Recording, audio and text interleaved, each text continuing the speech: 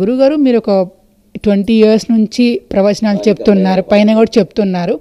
అప్పట్లో అంత గుర్తింపు రాలేదు. ఇప్పుడు బాగా ఎందుకు వీటికి మంచి డిమాండ్, అంటే క్రేజ్ పెరిగింది. మీలాగా చెప్పే వాళ్ళు బాగా ఇన్స్పైర్ చేస్తారని ఎక్కువ మంది వింటున్నారు. రీజన్ ఏంటండి? మంచి ప్రశ్నే.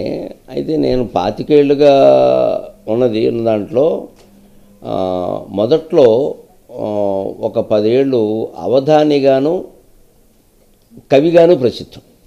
కావ్యాలు నాది మొట్టమొదటి కావ్యరంగం, సాగరఘోష అని కావ్యం, బాష్పగుచ్ఛం అని కవితా సంపుటి, అలాగే పల్లవి అని పాటలు, ఇవన్నీ నాది కవితా రంగం. కవి సమ్మేళనాలు, సాహిత్య ప్రసంగాలు ఎక్కువగా ఉండేవి, అవధానాలు. అప్పుడు నేను అవధానిగా కవిగా ప్రసిద్ధుండి. 2006-7 ప్రాంతాల నుంచి ప్రవచన రంగంలో ఎక్కువగా కనిపిస్తున్నాను. నేను ప్రవచనాల పట్ల ఆదరణ పెరగడానికి కారణం అంటే మనిషిలో ఆందోళన పెరుగుతుంది. పాపం కాదు అది, భయాన్ని మీరు ఆ పాపం అని ఎలా అంటారు? ఆందోళన పెరుగుతుంది. ఈవేళ ఒక కొడుకు లేదా కూతురు 4 ఏళ్ళు దాటి 5వ ఏడుకు వచ్చేసరికి మాట విన్న పరిస్థితి. వాడు స్కూల్కి ఎందుకు వస్తుందంటే ఇది తల్లిదండ్రులు గమనించాలి. నేను ఓం సివిఆర్ ఛానల్ ద్వారా నమస్కారం చేసి చెబుతున్నాను, తల్లిదండ్రులు గమనించాలి. ఈ ర్యాంకుల గురించి ఎప్పుడూ ఒత్తిడి చేయకూడదండి. అసలు ర్యాంక్ వచ్చిన పిల్లాన్ని మీరు 10 మందికి మావాడు ఫస్ట్ ర్యాంక్ అన్నమాట, రేపొద్దున తల్లికి తండ్రికి వాడు ర్యాంక్ కాదమ్మా వాటర్ ట్యాంక్ అయిపోతాడు. అసలు అది గొప్ప విషయం కింద మాట్లాడద్దు. ఏమిటి ర్యాంక్ వస్తే నిన్న అబద్ధమాడావు, మొన్న అబద్ధమాడావు అని చెప్పాలి తల్లి. అలా చెప్పే తల్లులు ఎంతమంది ఉన్నారు?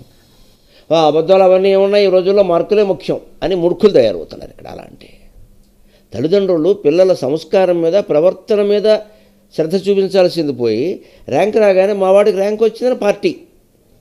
వీడు ఏమంటే హీరో అయిపోతున్నాడు. వీడు హీరో అవగానే వాడు ఏమనుకుంటాడు, సినిమా చూస్తాడు. ఇవాళ సినిమాలో మీకు తెలుసు, రౌడీ, ఈడియట్, నిన్నగాక మొన్న బాగా విజయవంతమైన పుష్ప సినిమాలో స్మగ్లర్ కదండి హీరో అంత ఏమైనా అనుమానం ఉందా? మరి స్మగ్లింగ్ వాడిని మీరు హీరో చేశారు. ఏమన్నా అంటే తర్వాత ఎప్పుడో మేము చివరిలో 5 నిమిషాలు మంచి చూపిస్తాం, లేకపోతే ఇంకో పుష్ప 2, ఇంకా ఏదో పువ్వు 3 అని ఏదో తీస్తాం. నువ్వు తీసే వరకు ఇక్కడ సమాజం చెడిపోవాలా? నాకు అర్థం కాదు. నేను సూటిగా ప్రశ్నిస్తున్నా. నువ్వు 2, 3 తీసే వరకు సమాజం చెడిపోవాలా? ఇప్పటి వరకు స్మగ్లింగ్ గొప్పతనం అని చెడిపోయిందే ఈ సినిమా కారణంగా. ఆ భావన రాలేదండి. పైగా స్మగ్లింగ్ చేసేవాడు తగ్గేదేలే అంటాడా? అది పెద్ద ఉపనిషత్ సూక్తి అయిపోయింది వేళ. ఇప్పుడు దాన్ని ఏమంటాడు కుర్రాడు కూడా, ఎవరన్నా గోమ్మె కొట్టి తగ్గేదేలే అంటున్నాడు. దీనికి ఎవరు కారణం అండి? మరి నాకు కోపమే వస్తుంది. ఎందుకు రాదు? జరిగింది చెడు అయినప్పుడు కోపమే వస్తుంది. ఆ హీరోని కానీ ఆ డైరెక్టర్ని కానీ నాకు సమాధానం చెప్పనని కడిగేస్తా, మొత్తం కడిగేస్తాను, అనుమానమే లేదు. ఈ డైలాగ్ వల్ల ఏమైందంటే సమాజంలో నేరాలు పెరుగుతున్నాయి.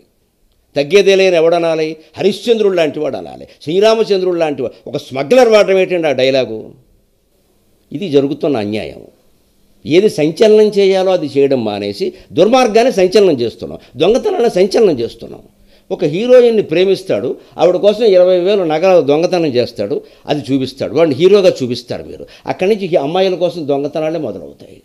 నిన్న టీవీలో వచ్చింది, మీరు చూసుంటారు. ఖచ్చితంగా భార్య మెప్పు పొందడం కోసం 10 ఏళ్లుగా దొంగతనాలు చేస్తున్నాడు, చైన్ స్నాచింగ్. నిన్న టీవీలో చూశాను నేను. 10 ఏళ్లుగా ఏ భార్య కోరుతుందండి దొంగతనాలు చేయమని? ఏదో ఓసారి తెస్తే నువ్వు హీరోవయ్యా అని అంటే అని ఉండొచ్చు. రేపొద్దున వీడు జైలుకి వెడితే మొట్టమొదటి బాధపడేది ఆ ప్రాణి కదా. కానీ ఏం జరుగుతున్నాయి? ఈ సినిమాలు ఇలా ఉండడం వల్ల, సీరియల్స్ ఇలా ఉండడం వల్ల జరిగిపోతూ ఉంటే అవి ఏవి పట్టించుకోకుండా మీరు హీరో అంటున్నారు. అలాగే ర్యాంక్ వాడిని హీరో అనగానే వాడు గుర్తొచ్చేది సినిమా హీరోయే. కనీసం క్రికెట్ హీరో కూడా వాడు గుర్తురాడు. వాడు కొంచెం కష్టపడి ఆడతాడు, వీడిదే ఉంది. అది అయిపోయి వాడి వెంటనే దొంగతనమైనా చేయొచ్చు, తాగొచ్చు, సిగరెట్లు కాల్చొచ్చు, మత్తు మందులు సేవించవచ్చు, అయినా హీరో. మంచితనం ఉన్నవాడే హీరో, ఏ దుర్వ్యసనం లేనివాడే హీరో అనే సినిమా ఒకటైనా వస్తుందా? వస్తే ఆడుతుందా? ఆడకపోతే మానేయండి. ఆడడమే ముఖ్యమా? ఆడడమే ముఖ్యం, డబ్బులు రావడమే ముఖ్యం అన్న తర్వాత ప్రపంచం అంతా చెడిపోతుందమ్మా. అది ఆ ధోరణి ఉన్నప్పుడు అలాగే ఉంటుంది అంతే. ఆ విద్యా వ్యవస్థలో తల్లిదండ్రులు ముఖ్యంగా ప్రవర్తన మీద దృష్టి పెడితే అన్నీ బాగుంటాయి.